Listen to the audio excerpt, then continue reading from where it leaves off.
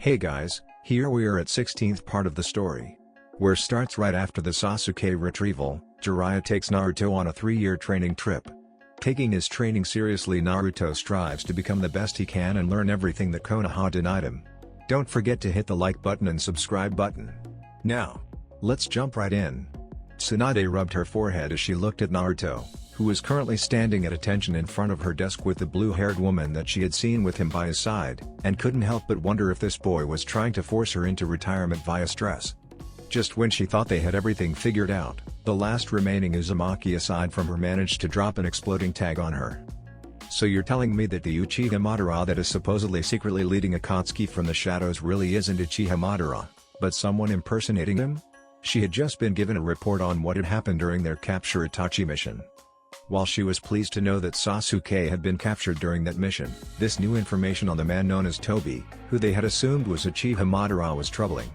Tsunade really wasn't sure if she should be relieved or terrified by that knowledge. The founder of the Uchiha clan had been a shinobi of monstrous strength.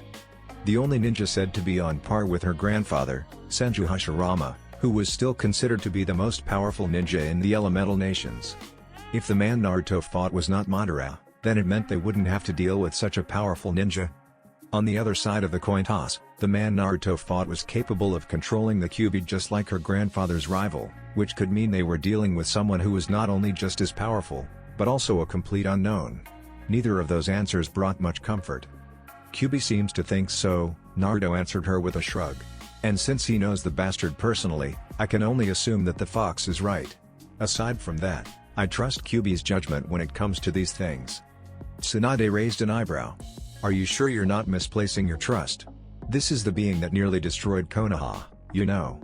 I doubt Kyuubi would lie about something like this, Naruto defended the powerful nine-tailed kitsune in his gut.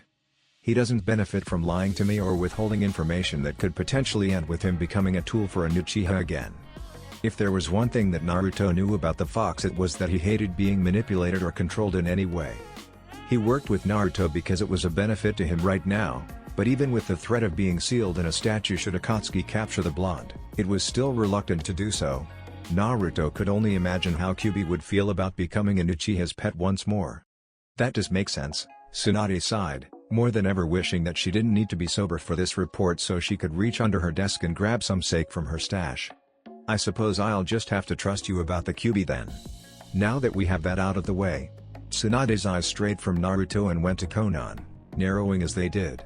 You can begin telling me who this is and why she ended up with you and a half-dead Jiraiya. For one of the first times in a long while, Naruto found himself at a loss for words. It wasn't that he had no intention of telling Tsunade who Konan was, because really, it wasn't like he could keep this from her.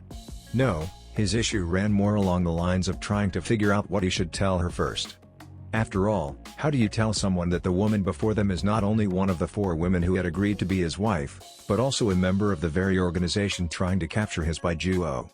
It's not like he could just come out and say, "This is my bride-to-be, Konan. I'm sure you remember her from when the two of you met in Ame during the Second Shinobi World War. Oh, and by the way, she also happens to be working with Akatsuki, you know, the organization made up of S-ranked criminals trying to steal the Baijuo. But don't worry. She no longer agrees with their ideals and is actually my spy within said organization now." Yeah, he could see that going over really well. This required more subtlety. Do you remember when I mentioned during my first few days here how I refused to reveal 2 of the women who agreed to marry me for their own protection? Well, so much for subtlety. Yes, Tsunade said, furrowing her brow as she tried to figure out where this was going. You wouldn't even reveal who they were to me, stating that the more people who know the less of a secret it is the safer she was? The woman's eyes widened as she snapped her gaze towards Naruto, and then towards Konan. They came back towards Naruto a second later and her jaw nearly dropped. You're telling me that she's one of your wives?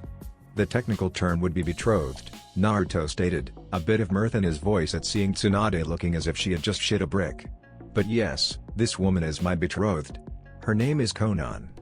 It's a pleasure to see you again, Tsunade-sama. Konan finally spoke up for the first time since the meeting began, bowing her head slightly towards the blonde Hokage as a sign of respect.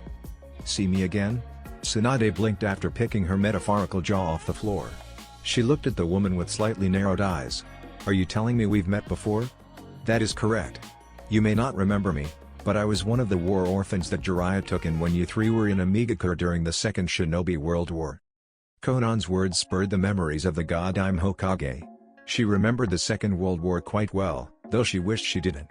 That was not a time she liked to remember, as it was the war where she lost both her younger brother, Nawaki, as well as her boyfriend and fiancé, Dan.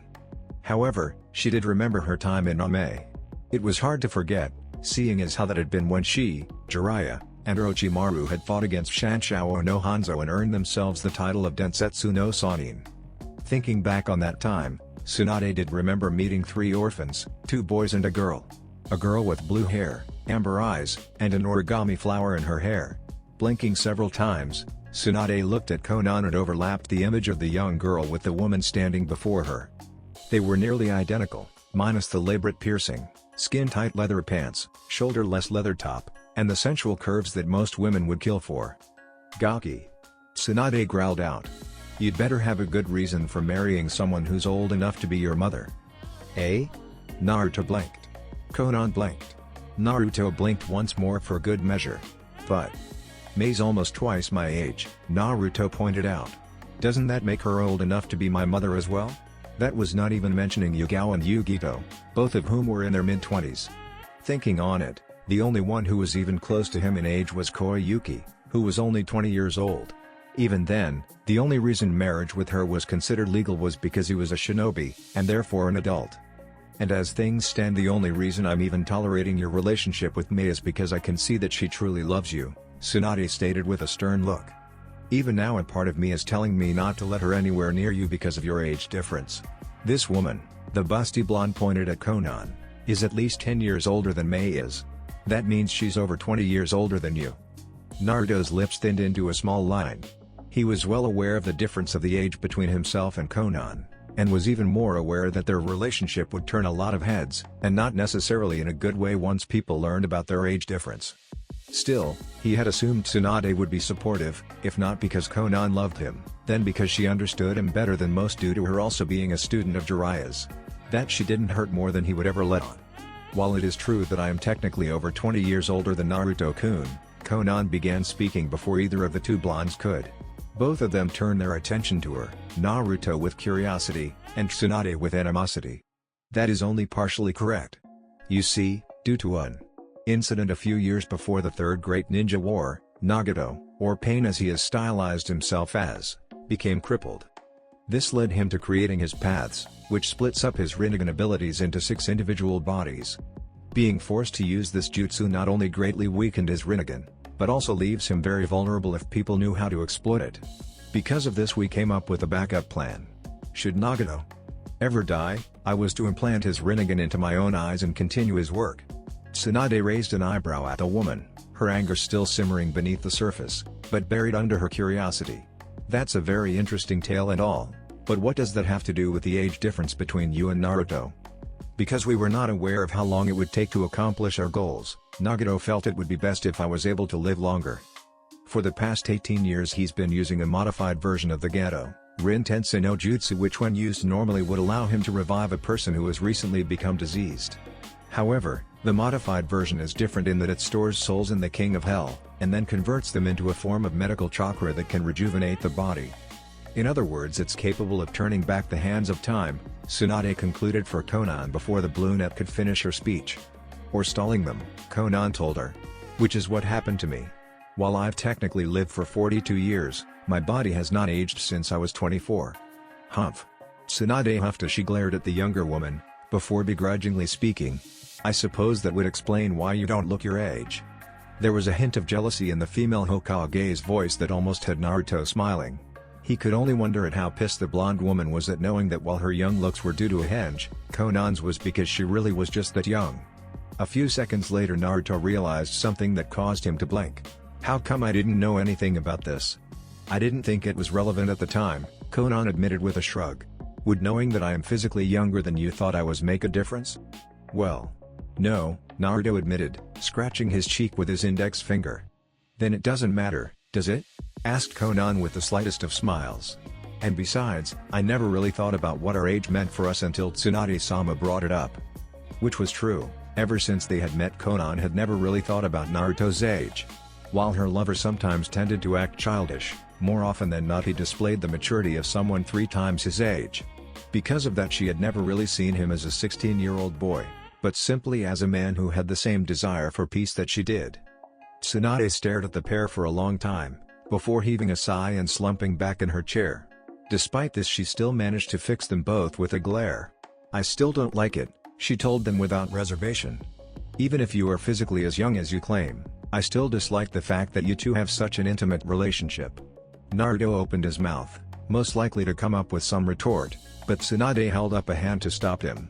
"However, both of you are consenting adults, and furthermore, ninja, I can't tell you how to live your life, and that includes who you can and can't be intimate with. I'll let this go on the condition that you," she pointed at Konan, "never betray the trust and love he has given you." "I give you my word that I would never betray Naruto," Konan said, and though her voice was still stoic, her eyes were burning with conviction. "Naruto is the only light I have left in this world of darkness, and the only person who can truly understand me. Even if I didn't love him, I would never betray him." "I'll hold you to that," Tsunade told the Blue Net.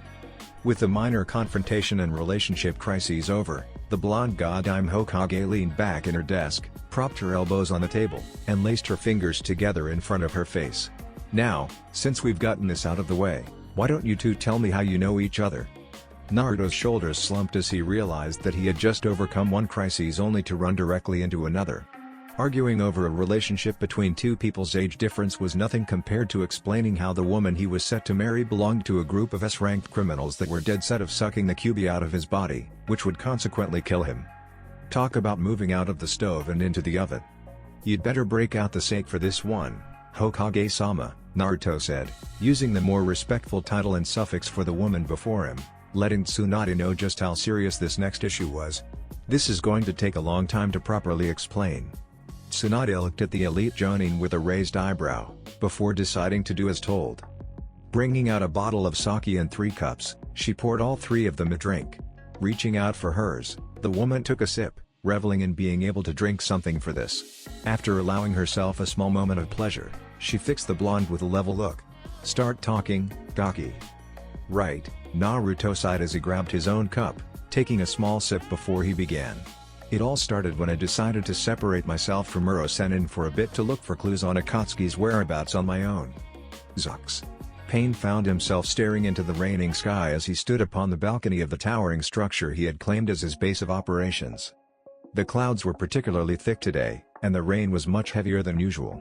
It beat against the steel architecture with the sound of 1,000 drums being hammered at the same time, an endless drum beat that refused to stop for anything except a god. None of this mattered to Pain at the moment. The reanimated corpse he was using as his Deva path could feel neither the cold, nor the sting of 1,000 droplets of water being battered against his body. He simply continued to look out at the city as the heavens cried out their anguish to him. "Madara," Pain stated as he felt a distortion behind him. He did not turn as the one calling himself Toby began appearing within a swirl of black chakra, first his orange swirl mask-covered head, then his body, followed finally by his arms and legs. "You failed to keep the Kyuubi Jinchuriki occupied. Because of his interference, Jiraiya survived and now knows where my base is located." "The boy was stronger than I thought he would be," Toby said, his voice gruff as he walked towards Pain. There was a limp in the masked man's steps, a sign that the leg he had regrown and attached to himself was still giving him problems. He came to a stop beside Pain and looked out at the city. "I underestimated him and it cost me." "The boy is becoming more trouble than we expected," Pain said, his narrow-eyed gaze sweeping back and forth across Amiga-core. "We have underestimated him too much. First he killed Sasori, and then he defeated Hidan and Kakazu. He will need to be taken care of soon." "Agreed." Pain's words went without saying. Namikaze Naruto had become a major thorn in Toby's side. Already several of the plans he had created were derailed, and the schedule for the sealing of the Baiju, as well as which Baiju he wanted to seal first, was no longer viable. That meant he would need to come up with an entirely new plan if he had any hope of completing his plan. "Where is Konan?" asked Toby as he finally seemed to realize that the woman who was always at Pain's side was no longer there. It was amazing he had not noticed when he first got here, but had to chalk that up to the fact that he was still in a good deal of pain. It was difficult to think when his new limbs were still giving him so many problems. "She is gone," Pain said, his eyes narrowing into slits. "She betrayed us for the Kyuubi Jinchuriki." "What? If it weren't for the mask getting in the way, Pain would have most likely seen Toby blink. However, Toby was wearing a mask and so the Rinnegan user could not see the surprised blink the man made. "Can you repeat that please?" "Konan has betrayed us for the Kyuubi Jinchuriki," Pain restated, his narrowed eyes seeming to narrow further. "When I was fighting against Jiraiya-sensei, she interfered and helped fend me off. Furthermore, she was carrying one of the Jinchuriki's Hiraishin kunai, and managed to summon him before I could finish her and sensei off." "How is this possible?" asked Toby. For the first time in a long time the orange spiral mask-wearing Akatsuki member was flabbergasted. "Konan was the last person I would have ever expected to betray you." Which was true. Unlike everyone else who had joined Akatsuki for their own reasons, Konan was strictly loyal to Pain. Everything she did was for him, and she had stayed by his side through thick and thin ever since they were younger. The idea that she would betray her best and dearest friend was unfathomable. "That makes two of us." It was hard to tell what Pain was thinking. Of course, that could have something to do with the fact that the man before him was nothing more than a doll, a puppet being controlled by the real man that had once been known as Nagato. Even still, Toby almost thought he detected a hint of hurt in the man's voice. "What are you going to do about this?" Pain was silent for a moment. He understood the real question that Toby was asking. What was he going to do about Konan? Was he going to kill her? His dearest friend? The friend who had been with him through thick and thin, who had supported him through all of their hardships, who had agreed to capture the Jinchuriki with him, the woman he had at one point held a major crush on. The same woman who had just betrayed him for the Kyuubi Jinchuriki. The woman who had told him she could no longer agree with his ideals. The woman who had fought him alongside Jiraiya, and had called the Kyuubi Jinchuriki using a ring that apparently had the seals for the Hiraishin on it.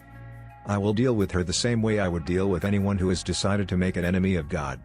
Toby almost snorted at the ludicrous statement. Pain may be powerful, perhaps even more powerful than he was in many ways, but a god this man was not. Not by a long shot. Still, he would allow the fool his delusions. Pain was needed if his plans were to succeed. "Well, you will have to deal with her another time," Toby told him. "As things stand, attacking Konoha outright is no longer a viable option at the moment." "And what about Konan?" asked Pain, finally turning away from gazing at the rain to glare at the man who kept trying to dictate what he could do. "It's unwise to leave a loose end like her around. She knows all of my secrets. And chances are the Kyuubi Jinchuriki already knows them," Toby countered the man before he could continue. "If she had the ability to summon Naruto, then it means they have been working together for some time now." Which made sense, now that he was thinking about it. Toby had always wondered how Naruto had managed to arrive at Sunagakure just as Deidara and Sasori had been about to capture the Ichibi Jinchuriki. The intelligence he got was that the Namikaze brat had been in the area after capturing a bounty and had just decided to go see his friend, but now that he really thought back on it, the whole incident had been far too coincidental. It was most likely that Konan had told him about Akatsuki's movements. That was the only way the Jinchuriki for the Nine Tails could have been in the right place at the right time to help fight off his minions. "Then it is all the more imperative that we deal with her now." In Pain's mind, that was the only thing that made sense. His best friend had betrayed him for one of their enemies. The only way to rectify this situation was to kill her at his earliest possible convenience. "It is very likely that you have no secrets left from Konoha, Pain," Toby chastised the man who thought himself a god. "If you go there, they will be ready for you, and not even the vaunted powers of a god will be able to stand up to the full might of that village." "Do not underestimate the powers of a god, Madara," Pain said dismissively. "Dealing with Konoha will prove little trouble for one such as me." "You fool," Toby hissed, finally losing his patience with Rinnegan Bearer. "Do not underestimate the ninja of that village. He may have hated Konoha beyond all reasonable comprehension, but even he would never deny that they produced some of the most outstanding shinobi the world had ever seen. The Namikaze brat's power is not something to be trifled with, even without calling upon the Kyuubi's power. He has mastered his father's Hiraishin to an incredible degree, and his ability to use sealless ninjutsu is outstanding. While I have no doubt that you would ultimately triumph in a one-on-one fight against him, it would not be an easy battle. And if you fought against Konoha, you would not just be fighting against him. Even someone as powerful as you will not be able to best the Kyuubi Jinchuriki when he has the likes of Senjutsu Tsunade and Hatake Kakashi fighting with him. And that's not even going into how Konan will be fighting against you as well." "Then what do you suggest I do?" asked Pain, and though his voice was just as even as always, Toby could tell the man was getting frustrated. "We cannot risk allowing such a loose end to live.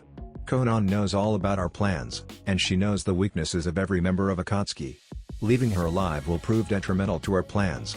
Chances are she has already given Konoha all of your secrets. There was very little doubt in Tobi's mind about that. If she has been working for the Namikaze brat for as long as he thought she had, then it was not much to assume Konoha already knew everything Konan did. At the very least Naruto already knew everything. So the point is moot. For now, we should focus on acquiring more power. Already 5 of our 9 members have been killed, and we only have the Sanbi, the Ibi, and the Gobi to show for it. And how do you suggest we do that? Asked Pain, visibly calming down. They were in a precarious position right now. Ever since Akatsuki had made their move against the Jinchuriki and hidden villages, things had rarely gone their way, and most of the blame could be laid solely at the feet of the Kyubi Jinchuriki. I have just been given some news that the Nibi Jinchuriki has left the village for Kiri, Tobi began. And you want to have her captured en route? Pain was already guessing at what the man wanted to have done. It would be a simple matter to send Kisame to take care of the women. While she was strong, she only held the 2 tails. For someone like the monster of the hidden mist, she was nothing. No, Tobi shook his head. She has the ability to summon the Namikaze to her side. Even if you went there yourself, there is nothing stopping him from simply flashing away with the girl. Instead I want you to attack Kumagakoer, and capture the Hichibi Jinchuriki. You want me to go? The Devapath raised an eyebrow. It was unusual for Tobi to request that he go and do something. Especially when the masked man knew that Pain was not one to be ordered around like the other Akatsuki members. I would have Kisame go, but I have a need for him to be elsewhere. Tobi shrugged as if to say what can you do. Also, the Raikage is strong, as is the Hichibi Jinchuriki. They call him the perfect host for a reason. While Kisame may be capable of taking the Hichibi one-on-one, I doubt he would be able to defeat the Raikage. And that was saying nothing about the village as a whole. Kumagakoer was a heavily militarized village, and while they did not produce shinobi as outstanding as the ones from Konoha, they had a lot more ninja than the Hidden Leaf village did. You wish for me to destroy the village then? That made a good deal more sense. While Kisame was probably enough to capture the 8 tails, the man that had been dubbed Monster of the Hidden Mist was not strong enough to destroy an entire village, and especially not one as militarized as Kumo. No, Kisame would most certainly not be able to do that, but Pain could. With Konan's treachery now out in the open, it will only be a matter of time before Kiri, Kumo, and Suna learn about your abilities, Tobi reasoned. If Konan was working strictly for the Kyubi Jinchuriki like I assume she was, then it means that right now only Konoha knows about your abilities, but it's only a matter of time before they send that information to the other villages. We need to strike now while the other villages have no knowledge on your capabilities. It was a reasonable assumption, and quite possibly the only reason Pain didn't refuse Tobi's request out of hand. Very well, Pain agreed, deciding that doing as Tobi suggested was in his best interest. He would deal with Konan later, preferably when he had more power at his disposal so he could also take care of the Kyubi Jinchuriki at the same time. Kumo will fall by my hand. It is time to show the world what a god can do when angry. Tobi almost didn't manage to cover up his snort this time. You may think you are a god now, Nagato, but that is only because you have not seen what a true god among ninja can do. But he would eventually. If all went according to plan, then his most annoying pawn and the rest of the world would see what someone who had really been considered a god amongst shinobi could do. Zux. The trip home was very subdued. After Tsunade had grilled Naruto on everything he had been up to that had not been reported to her, and Konan on everything she knew about Akatsuki and Pain in general, the pair had been let free. In any other circumstances, Naruto would have probably used the opportunity Konan's need to no longer hide presented to show said woman around Konoha, but as things stood both of them were too tired dealing with their previous battles to do much more than head home. After entering the front door to the large house, Naruto would now be sharing with Konan as well as Yugao. The pair took off their shoes and set them aside, before stepping into the house proper. Naruto turned his head and looked over at Konan with a slight smile. Why don't we get something to eat before choosing which room you will want to sleep in? Konan frowned for a moment, and were it not for the fact that she knew there was another woman living here, even if they had never met, she would have probably insisted on sleeping in his room. As things stood, it would be best to agree with his suggestion so as to avoid any unpleasantness with the other female she would be living with. She didn't want to cause trouble like Yugito and Mei had after all. Besides, it wasn't like having her own room meant she couldn't sleep with Naruto. She just wouldn't be doing it all the time. That sounds fine, she told Naruto as she followed him into the dining room. "Why don't you take a seat while I get started on making some dinner?" Naruto suggested as he walked over to the refrigerator and began searching its contents. Meanwhile, Konan sat down at the long table meant for quite a few people, set her hands down in front of her on said table, and began watching as Naruto moved about the kitchen, turning on the stove, getting out pots and pans, and setting aside ingredients like he had been doing it all his life. The dinner Naruto made was just a simple stir-fry, nothing extravagant. Not that he could truly be blamed. With everything that had happened in the last 24 hours, the blonde-haired Uzumaki was feeling more than a little tired. After dinner was over, he had every intention of sleeping like the dead for a good 15 hours at least. It was just as Naruto had begun serving that one of the other two residents of the house, and the one who was more often than not at the Namikaze estate, walked in. "That smells so good," Fu mumbled as she entered the dining room. Her head tilted up and her nose twitching as she took several deep whiffs. It was quite clear that the girl was literally following her nose. Moreover, the female Jinchuriki with mint green hair was drooling, and when combined with the way her stomach rumbled, made it obvious that she had not eaten for at least several hours. Naruto and Konan watched in a mixture of amusement and wonder as Fu plunked down in the seat she always sat in when having dinner at the Namikaze estate. Granted, such an instance was actually very rare, as the Nanabi's Jinchuriki preferred staying over at the Aburame clan grounds. "Would you like to eat with us, Fu?" asked Naruto, his mouth turning into a very slight smile. "Yes please," said Fu, still drooling. Naruto was amused to note that the girl seemed to be completely oblivious to Konan's presence. He wondered if the hunger was the cause. "Hold on," Naruto said, scurrying back into the kitchen. "Let me get you a plate." Doing exactly what he said he would, Naruto opened the cupboard where he stored his plates and bowls, and grabbed one for Fu, along with a set of chopsticks. He came back out mere moments later and set the dish and eating utensils in front of her. Almost before Naruto had even finished putting the plate down, Fu began dishing up her food. Naruto and Konan shared another look. This one questioning, as both of them wondered the same thing. "You're pretty hungry today, Fu," Naruto commented just as the girl he spoke to finished putting the amount of food she wanted on her plate. The Namikaze clan had suddenly found himself very grateful that he had made so much, because Fu had taken enough food to feed an Akamiki. Her plate had a literally mountain of food on it. "That's quite a bit of food. Are you sure you can eat it all?" he asked, honestly wondering where such a waifish girl planned on putting all that food. Fu moaned as she stuffed her face. Her chopsticks were a literally blur as they moved from the plate to her mouth. The small mountain of food she was eating began to disappear right before their very eyes. She only stopped once to speak, and even then her mouth was so filled with food Naruto could barely make out what she said. "I have really heartbreaking bode." Huh? Naruto murmured, more to himself than to anyone else. Though it was apparently not quite enough, because Fu spoke to him again. "Yeb, Hebe and Hino have been barring with me. It's buff." "I see," Naruto got out, watching with an almost sick fascination as the food on Fu's plate quite literally vanished before his very eyes. He was really beginning to wonder about where the girl was storing all that food. How could someone so tiny possibly eat so much? Beside him, Konan seemed to be much the same way, only worse. Her nose was wrinkled and her face looked almost green as she watched the tiny female vacuum down the food like an Akamiki at an all-you-can-eat buffet after having fasted for a month. She looked like she was going to be sick. Finally, after what felt like hours, but was in truth only a few seconds, Fu's plate was cleaned of food and even seemed to have been polished to a shine, making Naruto wonder if the Nanabi Jinchuriki had licked the plate sometime while he was watching her and he just hadn't seen it. The girl with mint green hair put her chopsticks down and released a content sigh as she patted her belly. "Ah. Now that really hits the spot. Thanks for making dinner, Naruto-san." You're welcome," Naruto managed to choke out, shocked. He had seen many things in his rather short life, but he had never seen someone eat like Fu just had. Not even he was this bad, not even when it came to ramen. It was only after had eaten her fill and spent a few moments staring vacantly at the table that she finally noticed the beautiful blue-haired woman sitting at the table with them. "Naruto-san, who is this?" Naruto blinked, his head shaking as he found something to focus on other than Fu's phenomenal ability to put away food like an Akamiki after going on a hunger strike. "That's right. You haven't met yet, have you?" He had nearly forgotten that he only summoned the blue net when no one else was around, since he hadn't wanted even a hint of her identity leaking out and somehow getting back to Akatsuki, and more specifically Pain. "This is Konan, one of my betrotheds."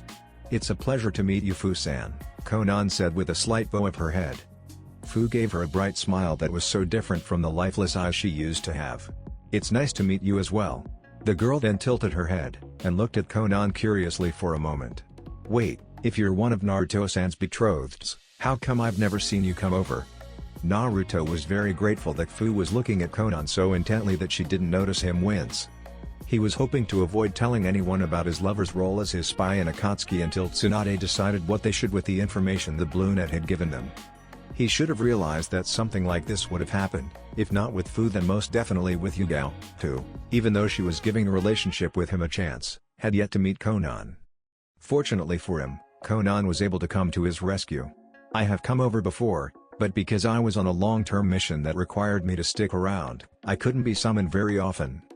"Oh." Fu blinked, then nodded her head. "Well, that makes sense." The green-haired girl stood up and stretched. "Anyways, I think I'm going to hit the sack. I'm pretty tired from all training I've been doing with Shino-kun and his family." "Alright, see you tomorrow then," Naruto said as the girl gave them a wave and left the dining room. "Naruto-kun," Konan said after a moment of silence passed through the room. "Yeah? I don't think I'm very hungry anymore." "Neither am I." Zux. Later that night Naruto lay awake in bed unable to sleep.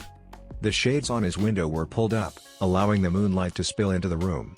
They cast shadows along the walls that seemed to warp and twist in unnatural ways, or maybe that was just Naruto's mind playing tricks on him as the guilt over the recent events with Jiraiya washed over him. His sensei had almost died, and it was his fault. Naruto couldn't help but wonder what would have happened if he had been honest with his sensei and informed him of Konan and Nagato's involvement in Akatsuki from the start. He had always assumed that if Jiraiya knew his old students were still alive, then he would have gone to them in an attempt to make the one now calling himself Pain see reason, but he couldn't help but wonder now, would that have really happened? Due to not being let in on what had transpired between him and Konan, Jiraiya had gone to Amigakure anyways. He had not only gone there and been confronted by Nagato, but had been completely unprepared for the man's power and abilities, and because of that he had nearly been killed. He likely would have too were it not for Konan's timely intervention. How better off would Jiraiya have been if he had known about Pain's abilities from the start? What would have happened if Naruto had been up front and gone with him when he went to confront Pain? Would they have been able to defeat him? He hadn't done anything because he didn't want to tip the man calling himself Toby off and force the masked man to act before he was ready.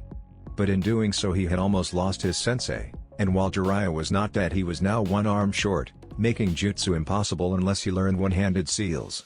As Naruto's mind began spiraling into a ring of depression and guilt, there was a knock on his door. A frown made its way to his face as he wondered who was at the door, though he suspected he already knew the answer. Getting up, the blonde shinobi silently made his way over, before opening the door to his room. Just as he thought, Konan was standing in front of his door. She was wearing a blue nightgown that matched her hair and went down to just below her knees. After his eyes made their almost customary trail over her body, the nightgown barely covering her curvaceous figure, he looked up and noticed the uncertainty on her face. Her eyes were flickering from his face to the side, and she was wearing her lower lip between her teeth, a sign that she was nervous. "Konan?" Naruto started, his voice concerned as he tried to figure out what was wrong with his lover. Of course, he realized it wouldn't be possible to discover the source of her problems without asking her, so quickly decided the best way to get to solve whatever ailed her was the direct approach. He liked being direct anyways. "What's wrong? Can't sleep?" Konan shook her head. "Can I come in?" she asked softly, and Naruto gave her a nod before moving out of the way, allowing her to silently pad into the room. She stopped over by the window, her arms crossing under her bust as she released a small shiver. It wasn't from the cold, Naruto noticed. He walked over to her, slowly wrapping his arms around her midsection. When she didn't protest, and even began to lean into him, he tightened his hold until she was being held securely in his arms. "What's wrong?" Konan didn't respond for a moment, and for a second Naruto had to wonder if she would explain it all.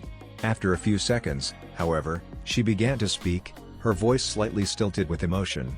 "I was just thinking about what happened in Amigakure," she murmured softly.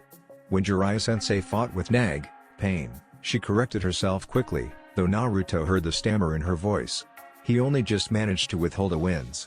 When I first stopped him from killing Sensei, I tried to talk some sense in him, to make him see reason. However, he wouldn't hear any of it.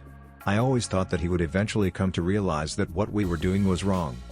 A part of my hope was that I could bring him around to our way of thinking if I kept talking to him about it, but he didn't listen to me.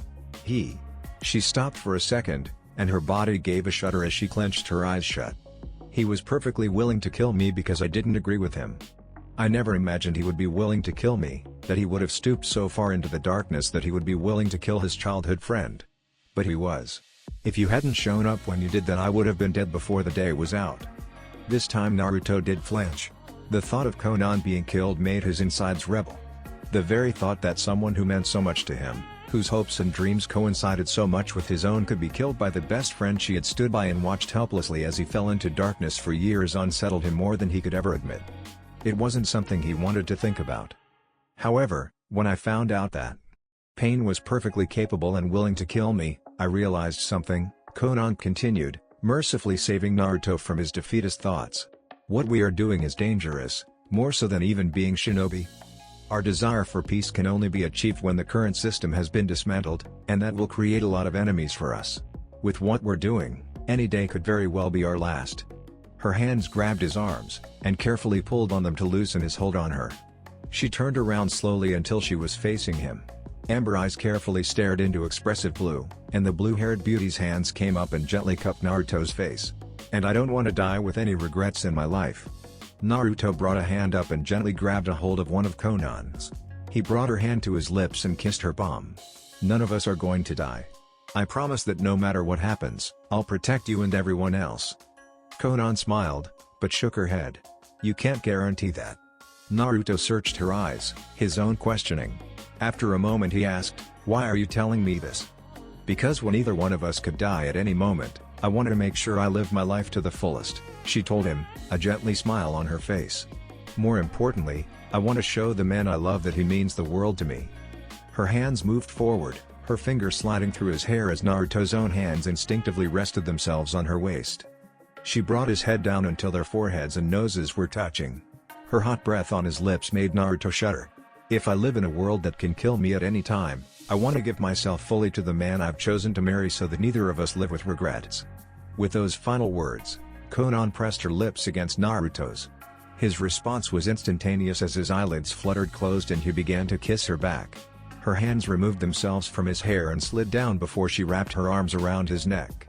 In return, the hold he had on her waist came loose and he slid his arms around her back. The kiss startled out gentle, soft, ephemeral. It was nothing more than the two brushing their lips against each other. However, the kiss only remained chaste for a second. Wanting to feel more, Naruto took Konan's lower lip in his mouth and began to gently suckle on it. His move caused the woman in his arms to emit a soft, breathy moan, her mouth opening to do so and allowing him to slip his tongue inside of her.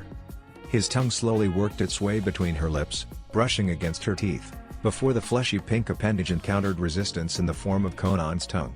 Rather than battle against the woman in a fight for dominance, Naruto worked around her, entwining the oral appendage normally used for speech with hers and rubbing them against each other. The action felt phenomenal. They caressed and moved and worked around each other in a timeless dance that created a gentle and pleasurable friction between them. Hypersensitive nerves that often dealt with taste tingled in ways that only came from activities of the flesh. In that moment, Naruto could have happily stayed where he was all night.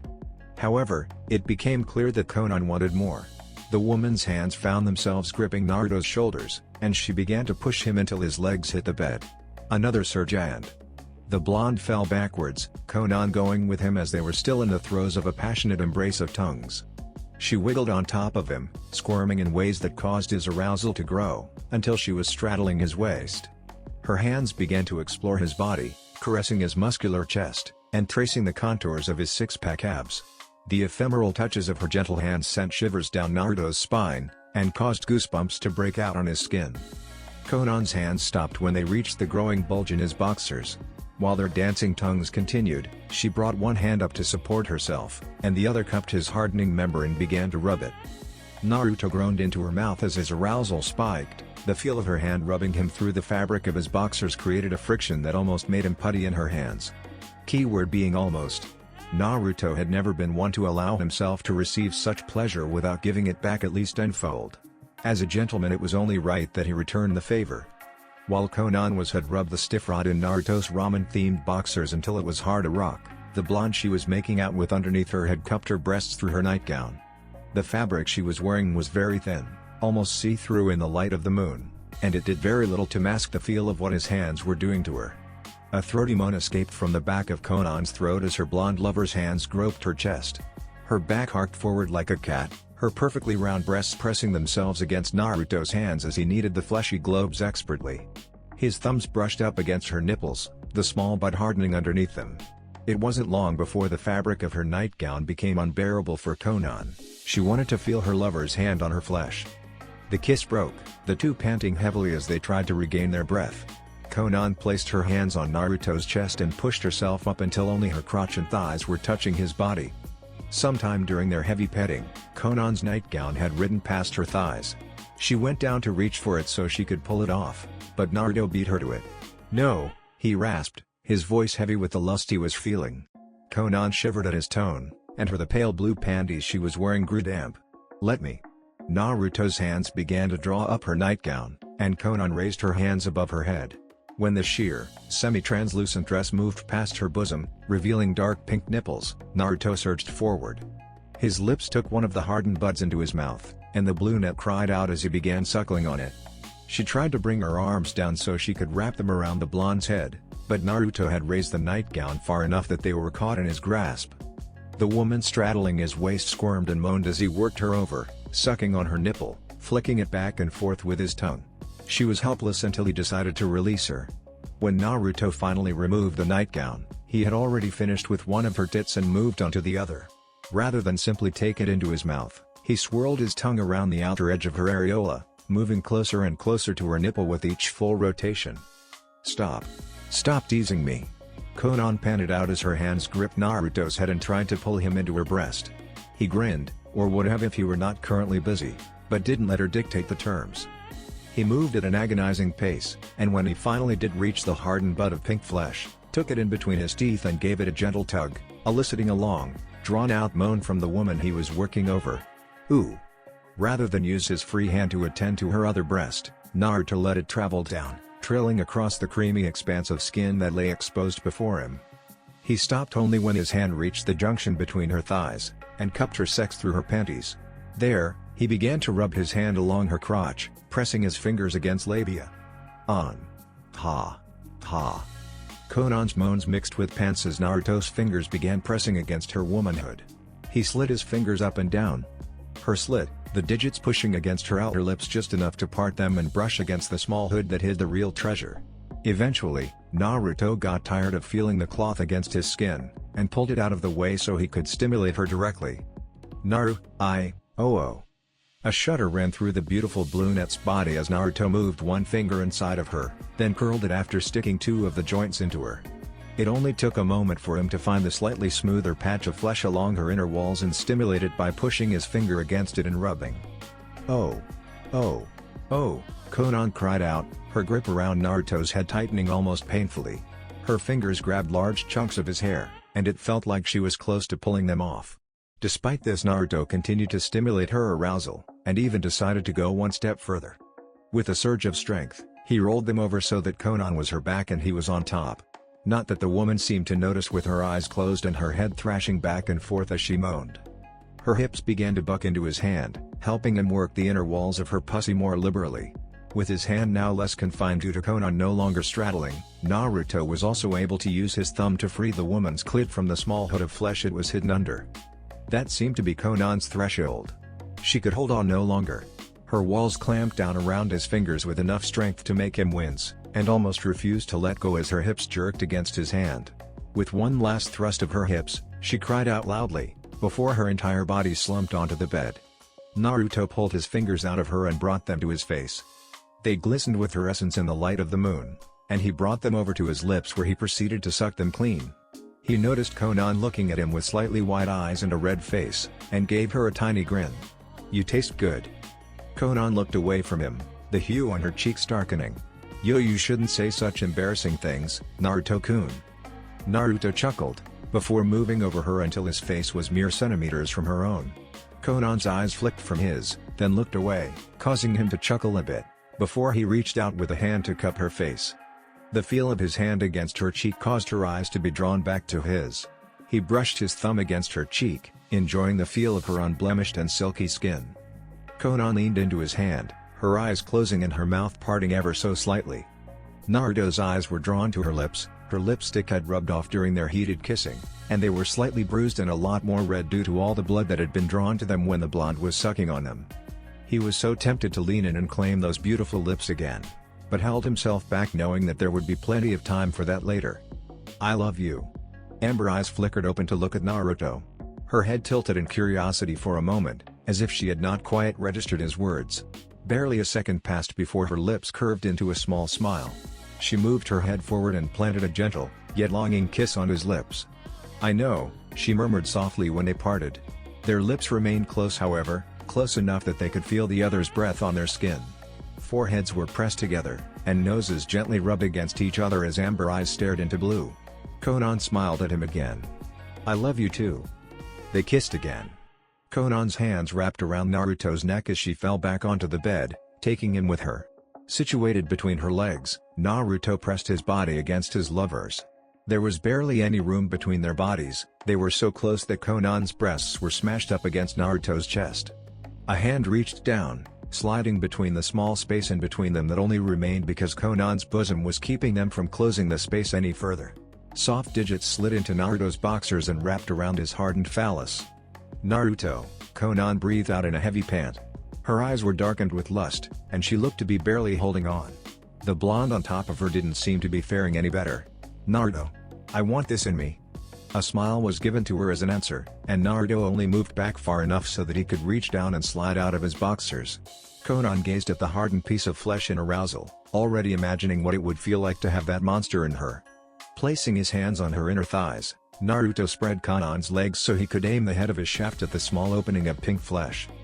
He moved his hips forward slowly, the head of his cock sinking into the entrance to Konan's most sacred place. His shaft soon began to follow, but he stopped when a pained hiss emitted from his blue-haired betrothed. "Are you alright?" he asked in concern.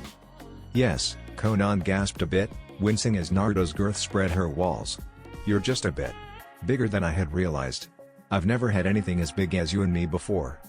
There was also the fact that she had only slept with one other person, and said man was dead and had been for around 20 years. Going so long without sex had undoubtedly ensured that she was a lot tighter than most other women. "Be gentle." "Right." Naruto took a deep breath, and slowly began pushing himself into Konan again. He made sure to watch for any signs of discomfort on the brunette's face, and made sure to stop when he did. It was difficult. Konan's sheath was squeezing him like a velvety vice, and all he wanted to do was bury himself hilt deep into her. He restrained himself, however, knowing that was not what Konan wanted. When he was all the way, Naruto took a moment to just bask in the feeling of becoming one with the woman under him. It probably wouldn't be a good idea to move anyway. Konan was so tight that the act of moving may very well cause him to lose control of his load before they even got started. Konan didn't seem to have the same issue, and after waiting for a few seconds as she adjusted to Naruto's size, began rocking her hips back and forth, drawing a soft moan from her and a sucking in of the breath from Naruto. Getting the hint, Naruto also began to move with her, pulling his cock out of her pussy, then thrusting it back in. They moved slowly at first, merely working to find each other's rhythm. However, it wasn't long before Konan wanted more. "Faster. Naruto-kun. Please." Naruto didn't bother giving her a nod, and instead focused on increasing the speed of his thrusts. His grunts of exertion were drowned out by the combined sound of skin slapping against skin and Konan's cries of bliss. Said woman was moaning and thrashing underneath him.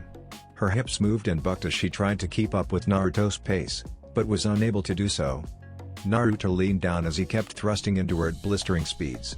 His mouth began claiming her body as his lips kissing every inch of skin they could reach, his tongue licking off the sweat their love-making had caused. He claimed her mouth once more, and Konan responded to him eagerly. Her loud moans, muffled by her lips being covered by Naruto's, reverberated through the whiskered male and nearly caused him to lose control. He held on though, wanting to set the bar during Konan's first time with him as high as possible. Feeling Konan's vaginal walls tighten to the point where Naruto's pace was involuntarily slowed let him know that she was close. She just needed one more push. Letting go of her lips, Naruto moved his face until his mouth was right next to her ear. "You're close, aren't you?" Konan moaned loudly in response. Naruto smiled and nibbled on her earlobe. "Comb for me, Conan." And comb she did. Letting loose a wail that was louder than all of the previous ones she had, Conan's walls clamped down on him to the point where it actually became painful. Only her fluids gushing against his cock made the pain bearable, and allowed him to wait out her orgasm while keeping his still hard shaft inside of her. He let himself rest as Conan recovered, simply content to watch as the gorgeous female under him took great gulps of air, her breasts heaving up and down in a hypnotic motion. She didn't come to for a while, so Naruto had plenty of time to devour the sight before him. When Conan did finally recover, she gave him the softest of smiles, before bringing his head down to hers for a kiss. "Thank you," she whispered against his lips, causing Naruto to grin as he kissed her again. It wasn't until Conan's hips moved against his slightly that she realized something. A frown crossed her face as she pulled back to look at him. "You didn't come. I figured you might want at least one more round before we call it a night," was his cheeky answer, complete with a fox-like smile. Conan returned his smile with a much softer one of her own, before her hands gripped his shoulders and pulled. Before he could squash her, Conan rolled them over, so that Naruto was once again on the bottom and she was on top. Her hand slid from his shoulders to his chest, and Conan's smile remained in place as she leaned down and gave him a kiss. "You're right," she whispered, her voice huskier than it had been all night. Naruto shivered when she trailed a perfectly manicured nail over his pectorals. "I would like to do this again before we call it quits tonight."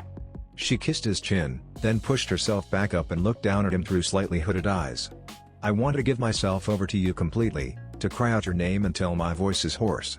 To make love with you until I'm lying in your arms sweaty and exhausted. But more importantly, I want to show you just how much I love you." If Naruto weren't still stiff as a kunai, those words alone would have been more than enough to make him stand at attention. It wasn't exactly dirty talk, and he doubted Conan was capable of such, but it didn't really matter. There was just something about the way she spoke, the sincerity in her words, the emotion in her voice, that caused a severe spike of arousal in Naruto. And then she began to move. Using her arms for support, Conan lifted her hips, revealing Naruto's dripping with her love juices cock inch by inch. She stopped when only his head remained buried inside of her, but only for a second, before she slid back down just as slowly. Naruto released a hiss of pleasure at the agonizing pace. His eyes clenched shut, and his body shuddered in blissful agony as Conan began to repeat the process. He wondered if she was getting back at him for his earlier teasing. "K. Conan." "Patience," Conan said, already knowing what he was going to ask, if the small smile on her face was any indication. All good things come to those who wait. Yep, she was definitely getting back at him. Thankfully her pace did pick up. It seemed going so slowly was just as painful for her as it was for him.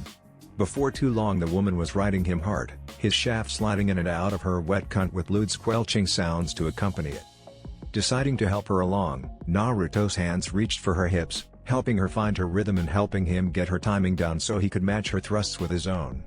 Groans, grunts and moans filled the room again as the two proceeded to make love once more. Naruto spared a glance at the woman riding on top of him, and found his mouth had become strangely dry. He had always known that Conan was a beautiful woman.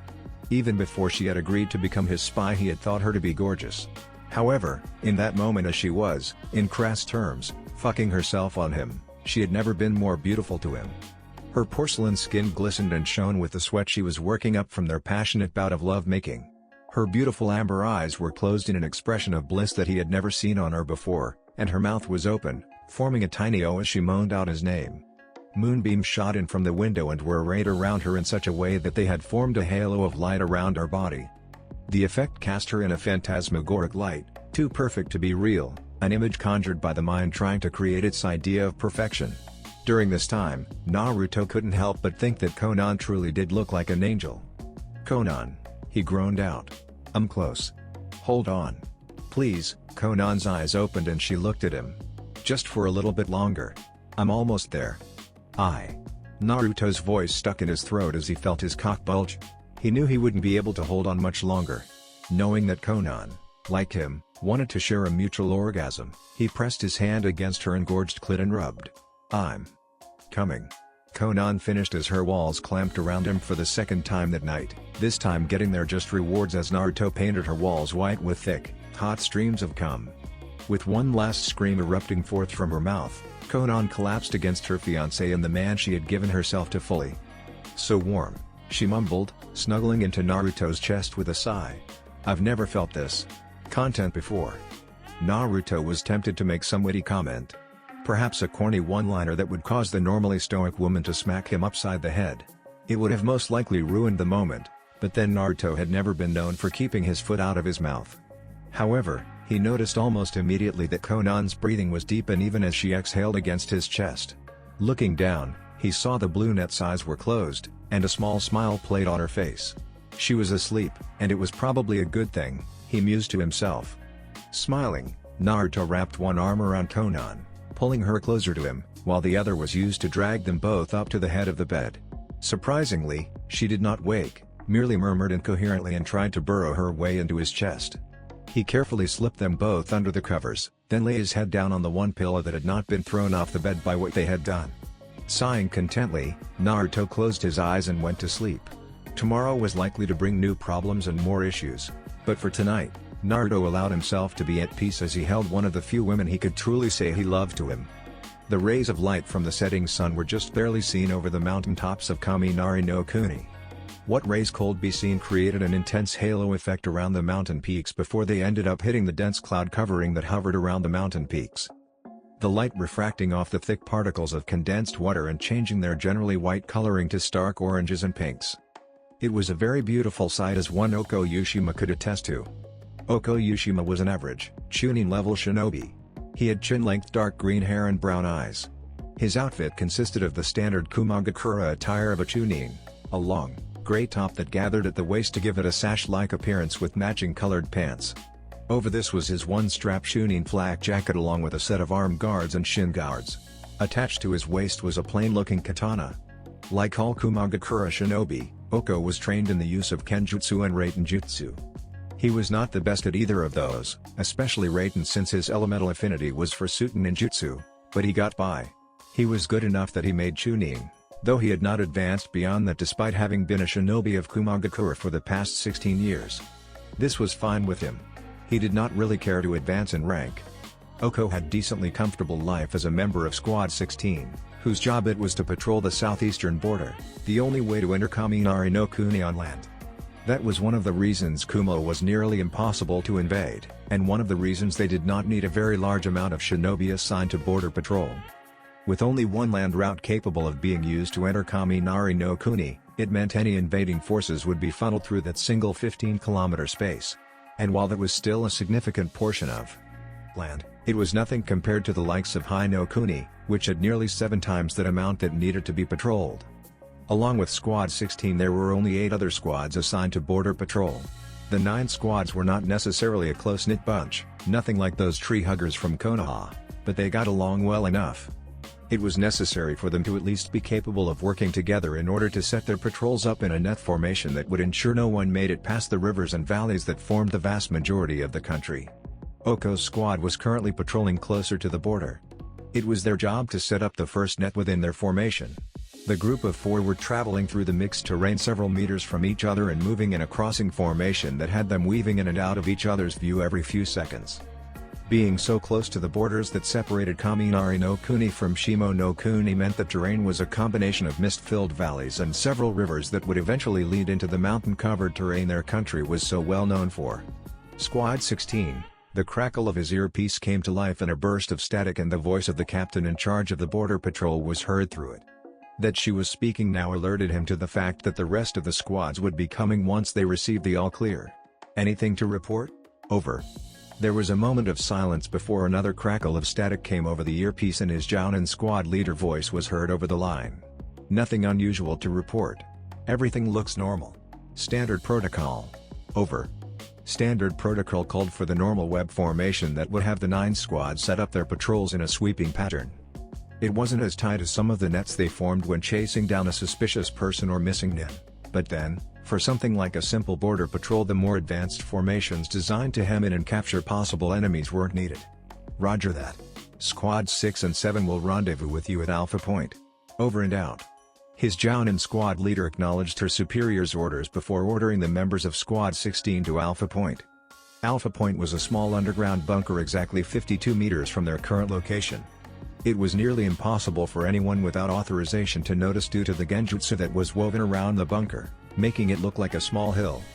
Only members of Kumagakura's shinobi force, or a dojutsu like the Sharingan or the Byakugan would be capable of recognizing and seeing the illusion for what it was. Oko formed up behind his squad leader, Mai, a jounin with raven hair that had 2 small buns tied on her head while the rest was let down to run over the front of her shoulders and down her chest. She had light brown eyes that were set in an apathetic expression that bordered on looking bored. It was a look she always wore. Like Oko and everyone else, her outfit consisted of standard jounin attire. The only difference between her and most of those in her squad was that she did not have a katana at her side, but several dozen stilettos strapped along her waist and thighs. As the group reached Alpha Point, they were forced to stop when they caught sight of someone who shouldn't be there. Landing on the ground, the squad of 4 saw a man with spiky orange hair and several piercings on his nose and ears, and 2 more piercings under his lower lip. His eyes were the strangest pair any of them had ever seen. Both the iris and sclera were purple, and there were 4 concentric rings surrounding the pupil. They looked like some kind of dojutsu, but they didn't look like any dojutsu Oko had ever heard of. However, while the eyes were unusual, it was not what caught his squad leader's attention. That cloak. It was the cloak. Wrapped around the man, covering his entire frame from their view, was a black cloak that had red clouds on it. It was an unusually flashy piece of clothing for anyone to wear, very easy for people to take notice of. It was almost like he wanted people to see him. So busy was Oko observing the man that he became completely shocked when the strange orange-haired figure disappeared. Not just moved, but vanished entirely. At least, that's what it looked like to him. The slitching sound of fabric and flesh being sliced into followed by a pained gasp had Oko turning his attention towards one of his teammates. He was shocked when he saw the man who vanished was standing before one of his squad members, a strange metal rod in his left hand. Said rod was also stabbed through the chest of his teammate, penetrating all the way through the man's torso and sticking out of his back. As his squad mate gave a death shudder, the orange-haired male pulled the rod out of the now-dead Chunin and let the corpse fall to the ground with a dull thud. "It's Akatsuki," Mai shouted in shock, and Oko felt surprise of his own coursing through him. He knew of Akatsuki, everyone did. A group of powerful missing ninja that were apparently after the Baijuo. They had even been forced to step up their patrols on the off chance one of its members tried to sneak into Kaminari no Kuni to take Kirabai-sama and Yugito-sama. While his own shock at seeing a member of Akatsuki here kept him rooted to the spot, the orange-haired man with the strange eyes managed to disappear in another burst of speed. He appeared in front of the last member of their squad, a drinking buddy of his, and just like last time the man impaled the Chunin in the chest with that strange rod. "Oko," Mai snapped as she whipped 2 stilettos off her and spun them in her hands. "Don't just stand there like an idiot. Form up." With her piece said, Mai began channeling lightning chakra through her stilettos. A part of the reason she was a jounin despite not having much in the way of solid close-range skills was due to her accuracy with throwing weapons, and her talent in lightning manipulation. She was one of the more skilled ninja in the village when it came to manipulating the Raiten element and was on par with some of the more powerful ninja of their village. Raiten, Pasu no Kiba. With the 2 stilettos in her hand now covered in wreathing arcs of blue lightning, Mai threw the sharp knives at the orange-haired man with incredible speed. The weapons were so fast all that Oko could see was a sharp, blue streak as they traveled straight towards the Akatsuki member who had just attacked and killed 2 of his squad mates. They looked like 2 bolts of lightning rather than a pair of throwing knives. The stilettos, which looked like they would pierce right through the man with ease at the speed they were traveling, never touched the man. Oko couldn't even begin to guess what happened. 1 second, the lightning-wreathed weapons were sailing towards their enemy at speeds most jounin would be unable to keep up with, the next the 2 blades were blown away with some kind of invisible force. The next instant happened too fast for Oko's eyes to follow. Mai had been preparing to throw more lightning-covered kunai when she was suddenly lifted off her feet and sent soaring towards the Akatsuki member. Before Oko could even blink, Mai was impaled by the black metal rod, her mouth opening in a gasp as blood leaked out of it. As the lights in her eyes dimmed, the man wearing the black cloak with red clouds pulled her off the rod and tossed her cooling corpse onto the ground. And then the man was in front of Oko. The last thing the Chunin with little aspiration saw was purple eyes with concentric rings staring at him before his world erupted into pain. Zux. Pain stared at the corpse of the green-haired man he had just tossed to the ground before lifting his eyes to his surroundings. He did not bother to turn his head to see the 6 other figures walking out from the surrounding rock-covered terrain. He did not need to bother, for he already knew they were coming. He was them, just as they were him. They were all one. They were all pain. 6 sets of identical Rinnegan eyes stared ahead into the misted valley. Beyond this border lay Kaminari no Kuni, the country where Kumagakura was. The shinobi village where the Hachibi Jinchuriki lived. Squad 16, have you reached Alpha Point yet? Squad 16. Report. Pain glanced down at the earbud on the Chunin he had just killed as a voice came across it, getting louder and louder as it asked for Squad 16 to report to them. It looked like he had a few more small-time shinobi to deal with before he could reach Kumagakura and secure his target. Zucks. It was a fairly peaceful day in Kumo. Of course, the term peaceful is always very subjective when it comes to a shinobi village, and even more so when talking about a village like Kumagakura. As a ninja village that is heavily militarized, there is always something going on, ninja hopping along the roofs, both Anbu and normal squads, ninja walking along the street and mixing in with the few civilian families that lived in Kumo. Ninja training in one of the many hundreds of training ground that dotted the village. In fact, the training grounds were almost always crowded with numerous shinobi training to sharpen their skills. It wasn't unusual for the sounds of explosion and large arcs of lightning to be seen and heard coming from the many training grounds on an almost 24-hour basis. The Ondame Reikage was very big on training, and mandated that all ninja regardless of age or rank must train for several hours each day to keep their skills sharp. And so hundreds of shinobi were currently outside at one of the many training grounds practicing their jutsu or polishing their skills with a blade. Still, despite the day being busy, peaceful was a term that could be contributed to the village. If nothing else, the day could claim to be peaceful because there were no large-scale battles happening, no situations where someone might die at any second. There was nothing to indicate that this day would be different than any other day. Perhaps this was why no one had noticed the group of 6 orange-haired figures standing several meters away from Kumagakura. The 6 paths of pain stood on a bluff overlooking the whole of Kumo. Laying at the feet of the Deva path in an expanding pool of blood was the corpse of a former Anbu, the last of the village's defense perimeter in this particular sector of the village outskirts. Deva subtly narrowed his eyes as he looked at the large village. According to reports Akatsuki had managed to receive, Kumo's Jinchuriki rarely ever visited the village, especially since Akatsuki's failed attempt to acquire the Nibi Jinchuriki. It was both a fortunate and unfortunate circumstance. That the Hachibi's Jinchuriki was not here meant Pain not only had to acquire information on his whereabouts, but also travel elsewhere after annihilating the village was bothersome. At the same time, he did not want to fight against the Hachibi Jinchuriki, the Ondame Reikage and the rest of the village at the same time. He had no doubts of who would win such a fight, but Pain also knew he would not walk away from that battle unscathed. Yes.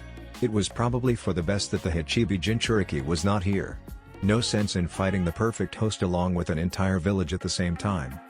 Time to get started. The Preta path, a large man with slicked back hair, a sharp-looking piercing on each cheek, 2 running vertically down his nose, 5 more jutting out from under his bottom lip, and another 2 long piercings sticking out of his ear moved to the fore of the group. The second animal path, a young girl with a chakra receiver above her nose, 2 on either side of her neck, a row of 4 running vertically down each cheek, and 2 steads on each forearm, walked over to Preta as the other reanimated corpse crouched down and laced its hands together. She stepped onto the Preta's hands, which were pointed towards Kumo, then crouched down in preparation. Soon enough, Animal was launched through the air at impressive speeds. Her body straightened as she dove towards the shinobi village head first, heedless of any possible danger she may face. There was no need for her to worry. Unlike Konoha, Kumo did not have a barrier surrounding it that would alert anyone to her presence.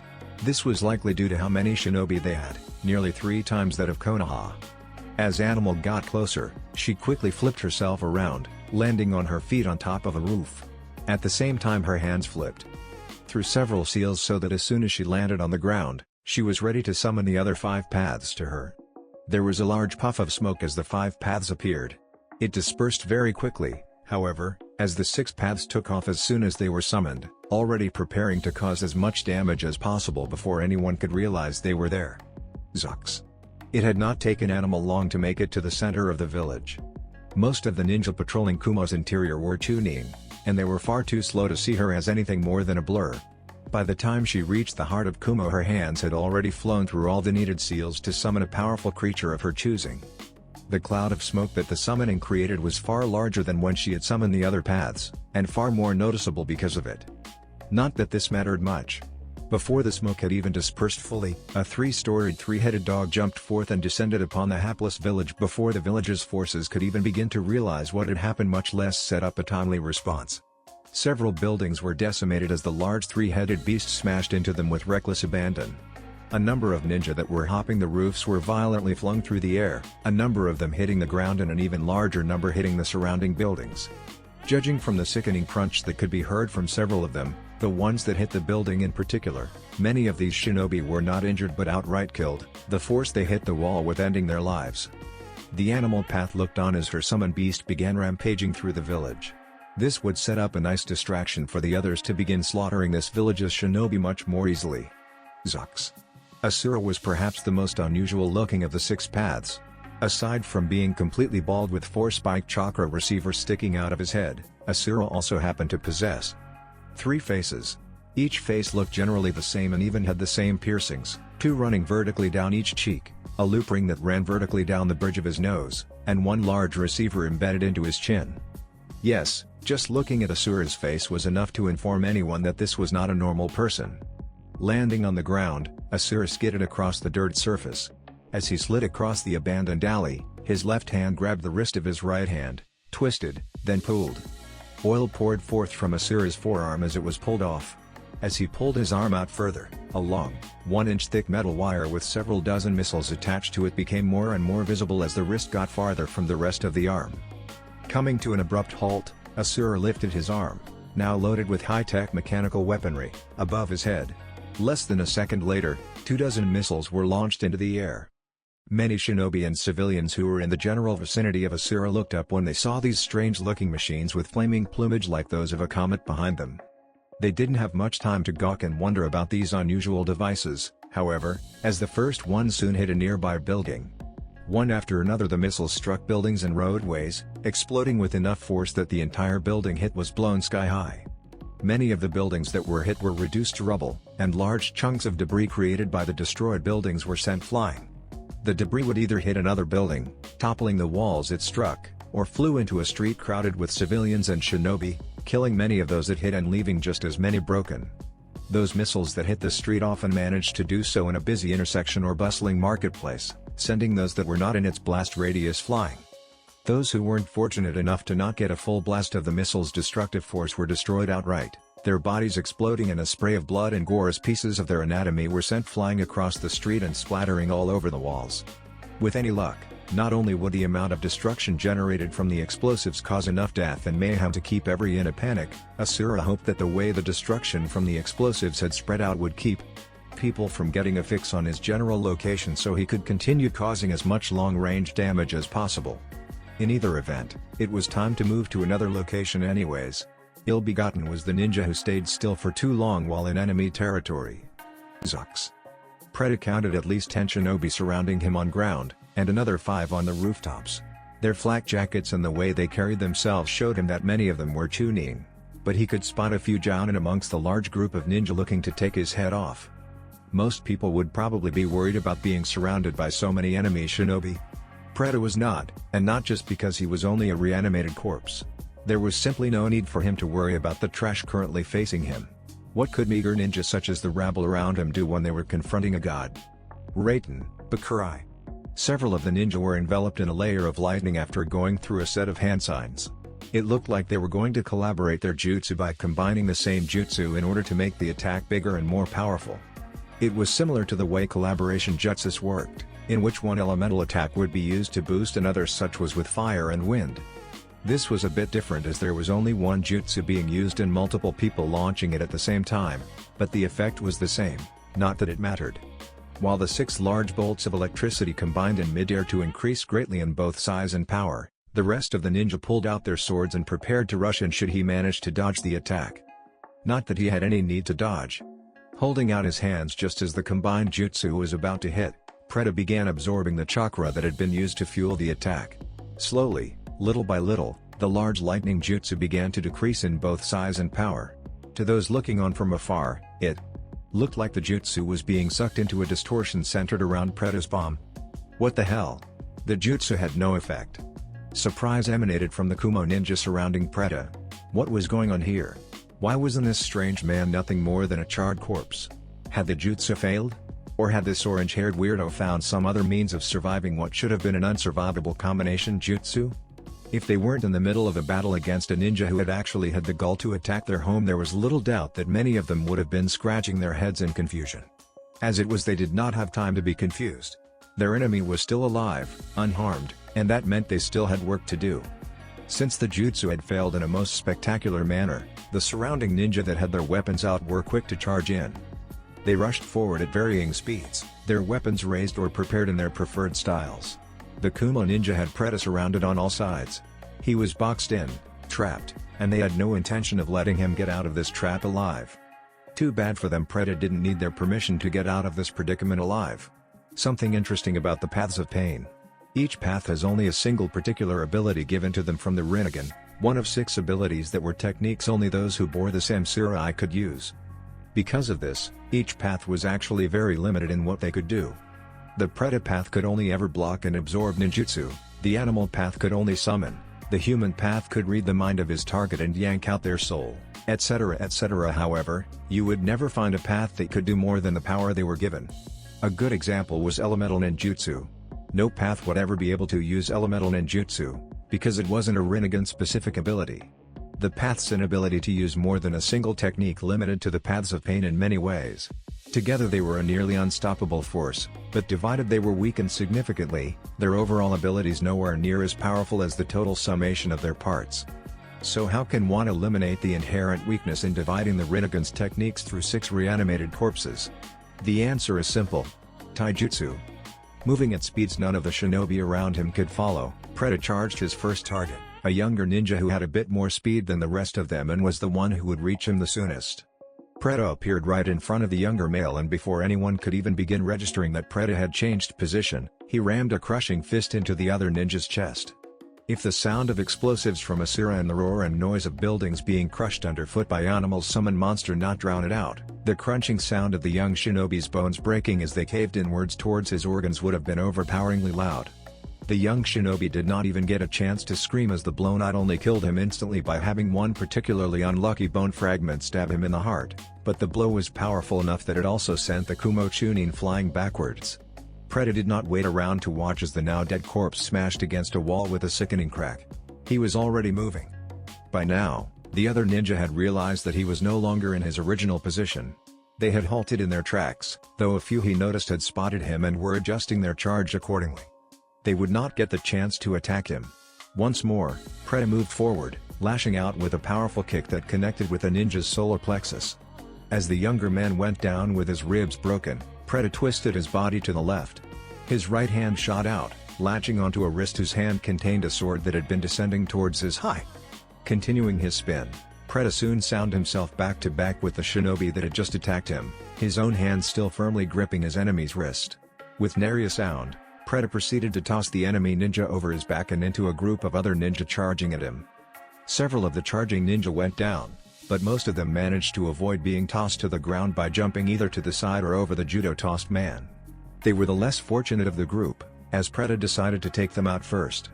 Appearing in between 2 ninja who had jumped along the same general path, the large reanimated corpse launched his fist into the face of both enemies with enough force that their faces caved in as they were sent on a flight path similar to the one Preda's first up-close victim received.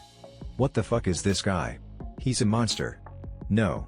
Not a monster, Pain thought to himself as Preda began decimating the rest of the ninja trying to destroy him. A god. Zux. The ever-present grin was still on the human path's face as he held his hand on the head of a ninja he had managed to capture while everyone else had been distracted by the fireworks and mass destruction occurring throughout the village. It had not been that difficult to find this man. He had already been walking down a deserted alley near a bar, likely he had had one too many drinks, and all human had to do was swoop down and place a hand on his head before the man could recover from his shock at seeing the numerous explosions happening within his village. Human was one of the more normal-looking paths. A slightly effeminate male with long, orange hair and Rinnegan eyes. Like all the paths of pain, he had several chakra receivers embedded in his body. The ones on his face were located on his cheeks, with 2 running vertically down each cheek, which seemed to be par the course for chakra receivers, and one going straight through the bridge of his nose. With his hand in contact with the appendage containing the other man's brain, Human quickly and thoroughly scoured the mind for any information the guy might have on the Hachibi Jinchuriki's whereabouts. It was not surprising that the location for the Hichibi Jinchuriki was a well-kept secret when one took into account that the Eight Tails host was the younger brother of the Hokage. While a lot of people seem to know that the Jinchuriki known as Kirabai was rarely in the village these days, few actually knew where he was being kept. Like all the others, this man did not know where the Hichibi's Jinchuriki was being kept either. It seemed the Yondaime Hokage had upped the security on his Jinchuriki, or at least his brother. Then again, he did not really need to worry about the Nibi's Jinchuriki, as the young woman was well known for being one of the Kyubi Jinchuriki's lovers. With the Namikaze's Hiraishin seal likely located somewhere on her person, and a Hiraishin kunai for her to use in case she was ambushed and needed backup, the Nibi Jinchuriki was currently out of Pain's reach anyways.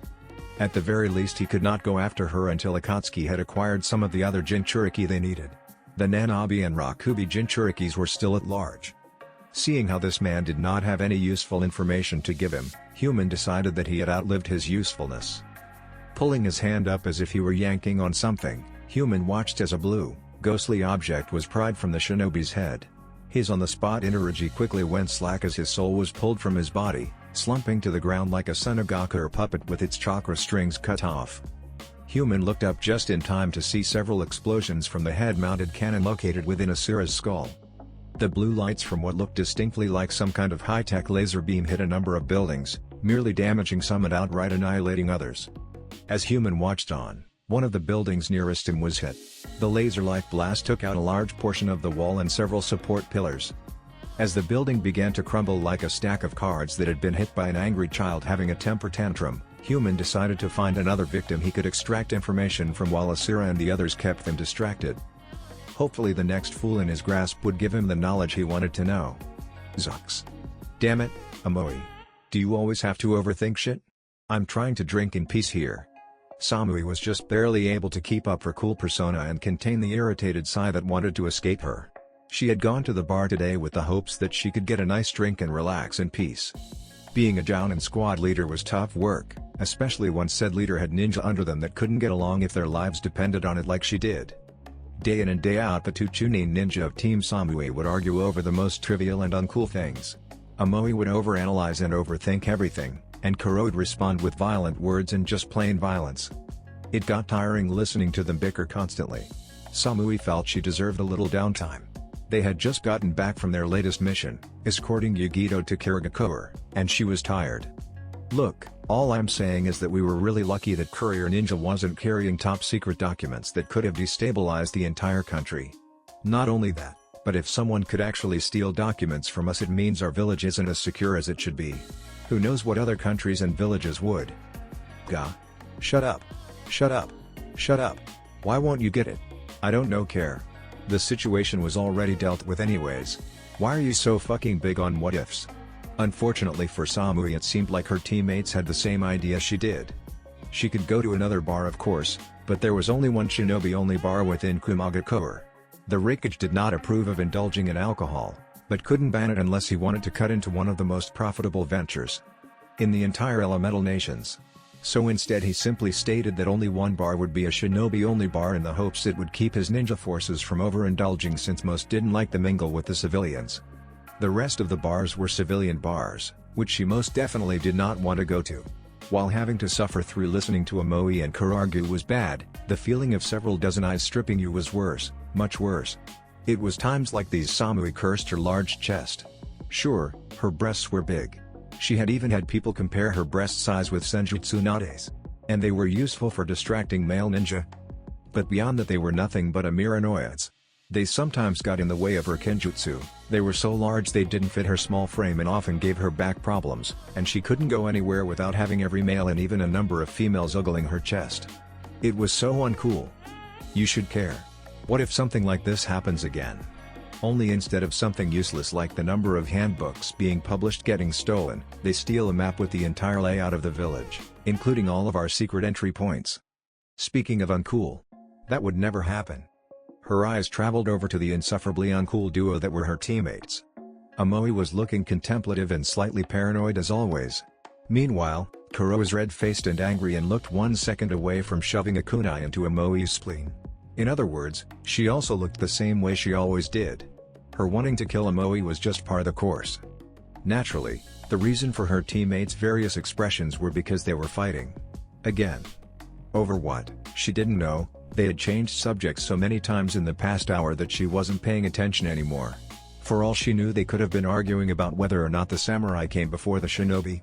Times like these made her wish she had different teammates. When she had first come into the bar, she had been able to claim a seat by herself. Her reputation as a cold and aloof bitch worked in her favor and made it so that none of the average run-of-mill shinobi would ever bother her. There were only a few ninja in the entire village who would actually come up and speak with her. Her teammates were two such people. Yugito was another one. Kirabai-sensei would probably be one as well, but since he had never been to a bar because he didn't drink, it was a moot point. My respect for you has really gone up. Samui tore her cold gaze away from her arguing teammates to look at the only other person sitting at her table. The man on her left was a fairly tall, dark-skinned man with a slightly bulbous nose and lazy, half-lidded eyes. To top of his general lazy boy look, his posture was slouched while his left arm was hanging behind his chair. His hair was a mess of shaggy white locks with a thick bed of his hair covering his left eye. He was wearing a high-collared, sleeveless uniform with loose-fitting pants, bandages on his wrists, and the standard wide one-strap over one-shoulder flak jacket of Kumagakoer. He also had the kanji for water and lightning tattooed onto his left and right arm respectively, signifying the two elemental affinities he possessed. When Samui raised her eyebrow at him, Daru gestured to the pair of still arguing chunin. Dealing with them day in and day out must be tiring. I'm impressed that you can handle them as well as you do. I had Kirabai-sensei as my sensei, same as these two. Samui shrugged her shoulders, which did very pleasant things to her chest as Daru could testify. Having to deal with their constant arguing as well as Kirabai-sensei's rapping on a daily basis made it easier for me to remain cool when they get like this. Though that didn't mean she actually enjoyed listening to them bicker, or that she could necessarily block them out. She had just grown so used to them constantly arguing like an old married couple that she was able to act like she was ignoring them. That's still pretty damn impressive, Daru continued with an easygoing smile.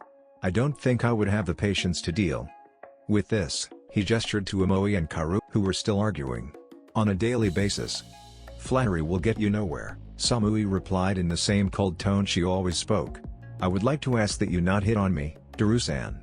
It's not cool. Ouch, Daru over-exaggerated a flinch and affected a mock-hurt expression. I see those rumors about how cold you are weren't an exaggeration. He tilted his head back as he knocked back the sake in his saucer, allowing the warm liquid to burn down his throat. With a content sigh, he set the saucer back down and poured himself another glass. Though I did hear a rumor that you've gotten pretty cozy to the Namikaze boy Yugito is so taken in with. That's because Naruto-san is cool. He can at least look at me without looking below my face, Samui replied.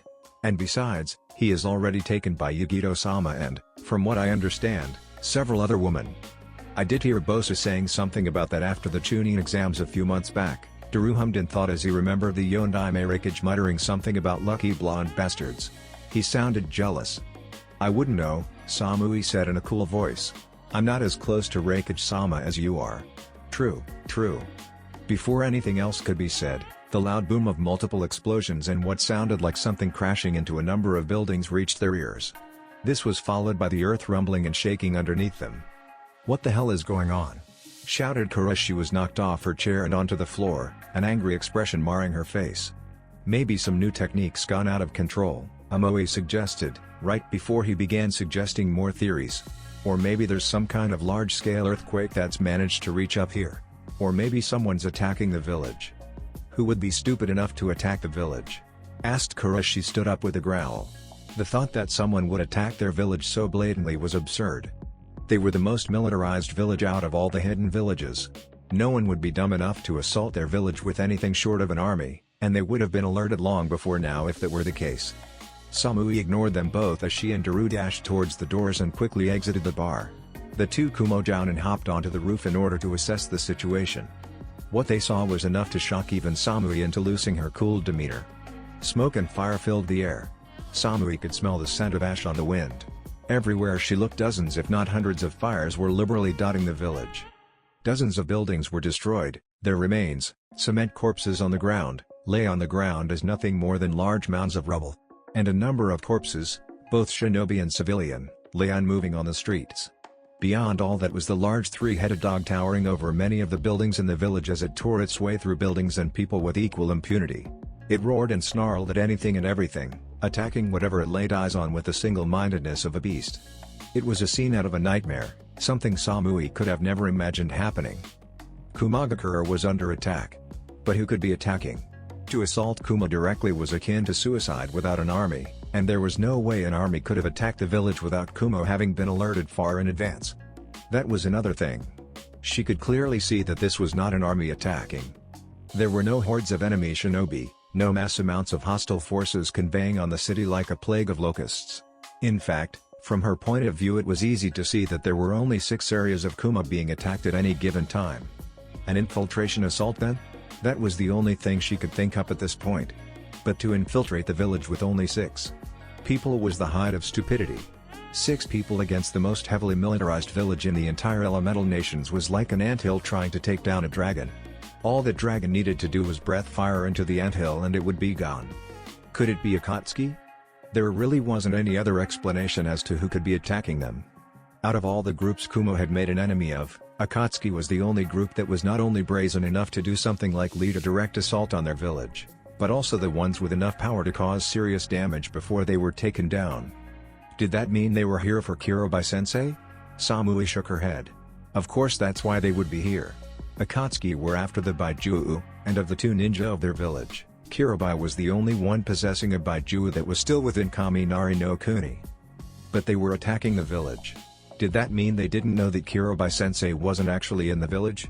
She supposed that was a good thing in some ways, except for the fact that their lack of knowledge meant they had decided to lead an assault on the village. There was always good and bad to any situation. That they did not know where Kirobai-sensei was meant they could not capture him and take the Hachibi.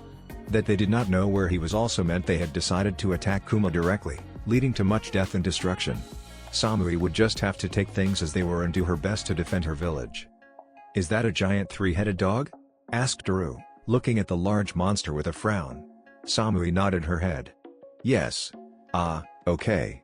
I just wanted to make sure I wasn't seeing things." "What the hell is going on here?" Kara had just come up onto the roof where Samui and Daru were standing to see the sight of her village being attacked by the largest dog she had ever seen, never mind the fact that it had 3 heads. Beside her, Amoe also landed on the roof and stood in stunned silence at the event he was witnessing. "Who's attacking us? Could it be?" Amoe gasped. "It must be." Samui looked over at the Chunin under her command. She was not surprised he had figured out who was attacking so soon, what with his propensity for overthinking. "Aliens. Extraterrestrial life forms are attacking our village so they can capture our people and anal probe us." Even Samui's eyes twitched at his words. Kuro's reaction was much more violent. "Idiot." She landed a powerful punch on his face, not enough to send him flying like she normally would, but certainly enough to leave a large, red imprint that looked exactly like her fist on his left cheek. "There's no such thing as aliens. Stop overthinking everything. It's obvious that the people attacking are Akatsuki," Daru added, Samui nodding her agreement, having come to the same conclusion. The man given the title Raikage's second right hand turned to look at the blonde woman whose cool demeanor was finally back in place. "I am going to inform Raikage-sama about this. I'm sure he already knows but..." "Go do what you need to," Samui told him. "Amoe, Karu and I will see what we can do to help defend Kumo." Daru nodded and, turning on a dime, began to jump across the roofs of Kumo towards the Raikage's mansion. "I don't know if we can do anything about that dog," Amoe said thoughtfully. "We're not really a unit made for mass destruction, and it will take something big to get rid of that thing." "Where there is a summons there is a summoner," Samui informed him coolly. "If we can find the summoner, we may be able to force them to reverse the summoning. At the very least we can keep them occupied so they can't summon anything else." "Right." Kuro slammed the fist of her left hand into the open palm of her right.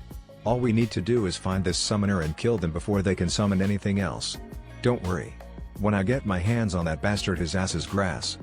Samui sighed, but did not say anything to dispute her subordinate's words. "Let's go." Zux. When the first set of explosions rocked Kumagakure, the Ondame Raikage had been in the middle of his workout. Since he works out all the time, this does not really mean much. The attack could have happened several hours ago or several hours later and he would still have been in the middle of his workout.